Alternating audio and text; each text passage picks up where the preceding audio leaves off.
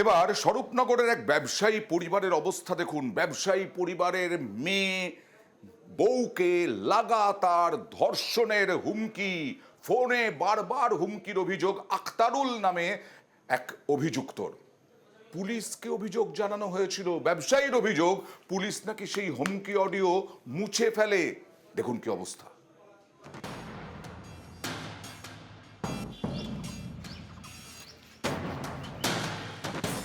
অচেনা নাম্বার থেকে একাধিকবার ফোন, মা স্ত্রী ও মেয়েকে লাগাতার ধর্ষণের হুমকির অভিযোগ।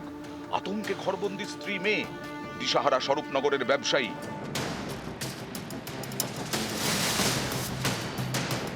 উত্তর চব্বিশ পরগনার স্বরূপনগরের গোবিন্দপুরের এক ব্যবসায়ী, তার দাবি গত 10 দিন ধরে একাধিকবার অচেনা নাম্বার থেকে ফোন আসে। গালিগালাজের পাশাপাশি ধর্ষণের হুমকি দেওয়া হয় সেই ফোনে। মা, স্ত্রী ও শিশু কন্যাকে ধর্ষণের হুমকি দেওয়া হয় বলে অভিযোগ। ভয়ে ব্যবসায়ী নাকি পুলিশের দ্বারস্থ হন, কিন্তু ব্যবসায়ীর দাবি হুমকির অডিও মুছে দেয় পুলিশ, কোনো ব্যবস্থাই নেয়নি। এরপরেও হুমকি ফোন আসা বন্ধ হয়নি বলে দাবি ওই ব্যবসায়ীর। ব্যবসায়ী নাকি জানতে পারেন হুমকি দিচ্ছে সীমান্তবর্তী এলাকা হাকিমপুরের বাসিন্দা আক্তারুল শেখ। ব্যবসায়িক গন্ডগোলে ধর্ষণের হুমকির আশঙ্কা, যদিও প্রকৃত কারণ বুঝে উঠতে পারছেন না বলে দাবি স্বরূপনগরের ওই ব্যবসায়ী। হঠাৎ আমার ফোনে হোয়াটসঅ্যাপ থেকে ভয়েস কল করা হয়, অকথ্য ভাষায় গালাগালি গালাগালি আমার স্ত্রীকে নিয়ে, আমার মাকে নিয়ে হুমকি দিচ্ছে বারবার, নানান রকম কথা। আমার মেয়েকে তুলে নিয়ে যাবে, ওকে তুলে নিয়ে ধর্ষণ করবে, আমার মেয়েকে তুলে নিয়ে ধর্ষণ করবে। থানায় যাক, যেখানে যায় যাক, আমি আমার মতো দেখবো। চাচ্ছি আরো তাড়াতাড়ি আমার বাচ্চারা স্কুলে যাক, কারণ সোমবারে ওর স্কুলের ফার্স্ট পরীক্ষা। ফোনে ধর্ষণের হুমকির অভিযোগ, এতেই ভয়ে কাঁটা স্বরূপনগরের ব্যবসায়ীর পরিবার। আতঙ্কে নাকি ঘরবন্দি ব্যবসায়ীর স্ত্রী ও শিশুকন্যা। অভিযোগ, স্কুলে যাওয়াও বন্ধ হয়ে যায় বছর 5-এর শিশুর। মেধাবী পড়ুয়া স্কুলে না আসায় চিন্তিত হয়ে পড়ে মেয়েটির স্কুল কর্তৃপক্ষ। শিক্ষকরা যোগাযোগ করেন ব্যবসায়ীর পরিবারের সঙ্গে। তারপর ব্যবসায়ীকে সঙ্গে নিয়ে পুলিশে নালিশ জানায় স্কুল কর্তৃপক্ষ। এত কিছুর পরেও পুলিশ কোনো ব্যবস্থা নিচ্ছে না বলে অভিযোগ। এতেই কার্যত দিশাহারা স্বরূপনগরের ব্যবসায়ী। জিয়াউল আলম, নিউজ 18 বাংলা। আর আজ সকাল থেকে যে খবর রাজ্যের মানুষকে নাড়া দিয়েছে তা হলো প্রয়াত ফুটবলার, কিংবদন্তি ফুটবলার পিকে বন্দ্যোপাধ্যায়ের সল্টলেকের বাড়িতে খুন। মদের আসর এবং সেখানে বচসা, 5,000 টাকা নিয়ে বচসা, আর তারপরেই কেয়ারটেকার খুন হলো ড্রাইভারের হাতে। দেখুন।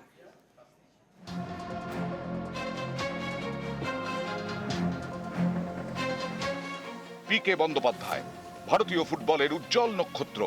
বছর 5 আগে মারা যান। তার বাড়িতেই খুন, কেয়ারটেকারকে কুপিয়ে খুন ড্রাইভারের। নিহত কেয়ারটেকারের নাম গোপীনাথ মুহুরী, পশ্চিম বর্ধমানের জামুরিয়ার বাগদিয়ার বাসিন্দা। কেয়ারটেকারকে খুনের অভিযোগে গ্রেফতার ড্রাইভার বরুণ ঘোষ। পুলিশ জানতে পেরেছে শুক্রবার রাতে মদ খেতে বসে বরুণ এবং গোপীনাথ। সেই সময় তাদের মধ্যে বচসা হয়। সেই বচসার সময় গোপীনাথকে ছুরি দিয়ে কুপিয়ে খুন করে বরুণ। কেন মারলে? কি করেছিল ও? টাকা পয়সা চুরি করেছিল কোনো? হ্যাঁ, একটা ঘটনা ছিল। হ্যাঁ বলুন। টাকা পয়সার একটা ঘটনা ছিল। কি বলেছিল তোমাকে? আমাকে অনেক কথা বলেছিল। তুমি কি টাকা চুরি করেছিলে? না, কে করেছিল? আমি ওপরে যাই না, আমি ওপরে যাই না, তারপর ওরা যায়। চুরিটা কি আপনি নিয়ে এসেছিলেন রান্নাঘর থেকে? না না না, কে আমি নিয়ে এসেছিল? ওই নিয়ে এসেছিল। অরুণ নিয়ে এসেছিল? না, গোপীনাথ মৌরি নিয়ে এসেছিল। আচ্ছা, তারপরে কি ওর হাত থেকে আপনি নিয়ে ওকে মারলেন? না, ও আমাকে আগে গলায় মেরেছে। গলাটা দেখি। আচ্ছা, মানে আপনাকে কি গালিগালাজ করছিল নাকি? হ্যাঁ হ্যাঁ? হ্যাঁ। সল্টলেকের জিডি ব্লকের 273 নম্বর বাড়ি। এই বাড়িতেই থাকতেন ফুটবলার পিকে বন্দ্যোপাধ্যায়। তদন্তকারীরা জানিয়েছেন কয়েকদিন আগে এই বাড়িতে চুরি হয়, 5,000 টাকা খোয়া যায়।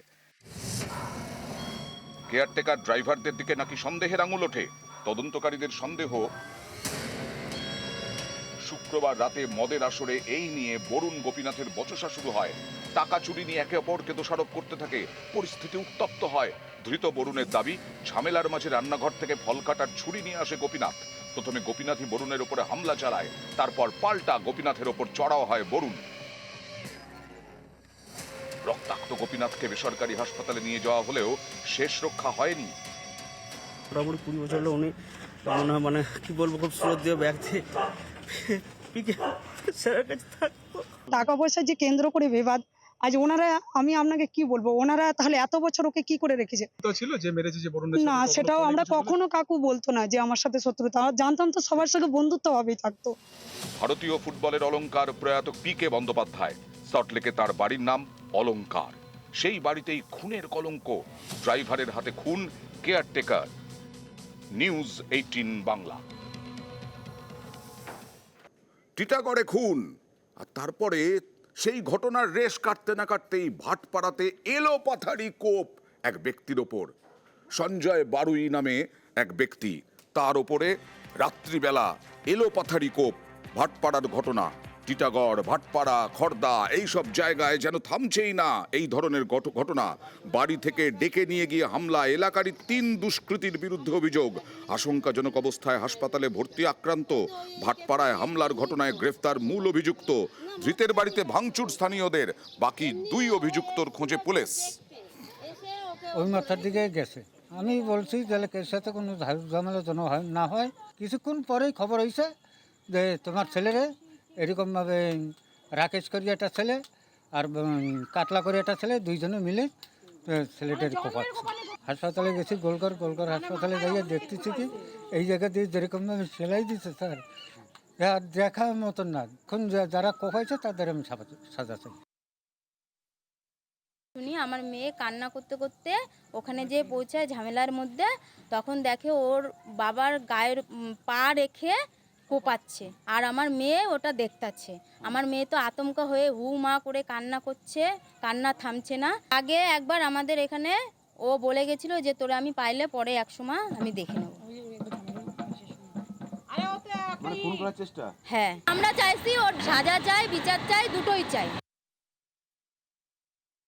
সমস্ত নেশাখোরদের মধ্যে একটা গোলমাল। এরা বিভিন্ন জায়গায় নেশা ভাঙ করে এবং সেই জায়গা দিয়ে নাকি কথা কাটাকাটি বাস পেটাপেটি, তারপরে নাকি ঘরের একটা হেসুয়া দাউ দিয়ে মাথায় এবং গালে নাকি কোপটোপ মেরেছে, আঙুল লেগেছে, 3-4 জায়গায় আঘাত হয়েছে। শারীরিক অবস্থা এখন স্থিতিশীল আছে। রাকেশ বলে আমি কাউকে পুরো চিনি না, কারণ এখানে এসছে হালে, আগে গারলিয়া থাকতো এখানে, মানে 2-3 বছর ধরে এখানে বাড়ি ঘর করে এসছে। এরা কেউ রাজনৈতিক দলের কর্মী না। ভাটপাড়াতে আরো একটি ঘটনা, অর্জুন সিং এর সঙ্গে রং খেলাতেই নাকি আক্রান্ত হতে হয়েছে এক বিজেপি কর্মীকে। এমনই চাঞ্চল্যকর অভিযোগ। তৃণমূলের 4 জনের বিরুদ্ধে অভিযোগ, 2 জন গ্রেফতার। তৃণমূল বলছে অপরাধ করলে শাস্তি পেতেই হবে। দোলের রাতে গরম ভাটপাড়া, আক্রান্ত বিজেপি কর্মী, অভিযুক্ত 4 তৃণমূল কর্মী।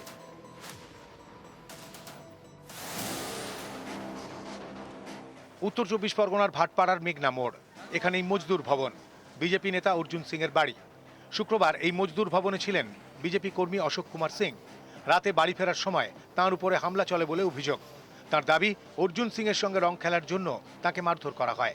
স্থানীয় তৃণমূল কাউন্সিলরের ঘনিষ্ঠ কয়েকজন হামলা চালায় বলে অভিযোগ।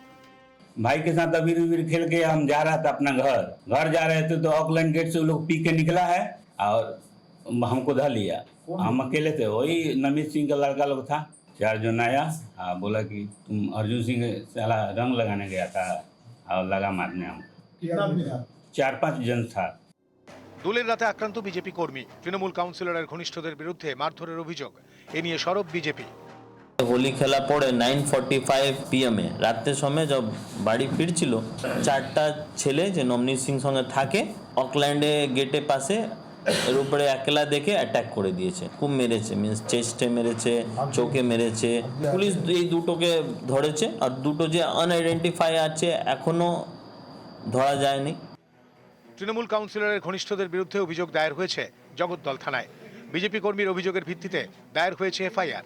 মূল অভিযুক্তকে গ্রেফতার করেছে পুলিশ। কোনো রকম হিংসামূলক কাজ আমার দল এন্ডোর্স করে না। যদি কোনো অপরাধমূলক কাজ করে থাকে তাহলে এর দায়িত্ব নিজেদের, প্রশাসনিক পদক্ষেপ নেবে। ভাটপাড়া থেকে অরুণ ঘোষ, নিউজ 18 বাংলা।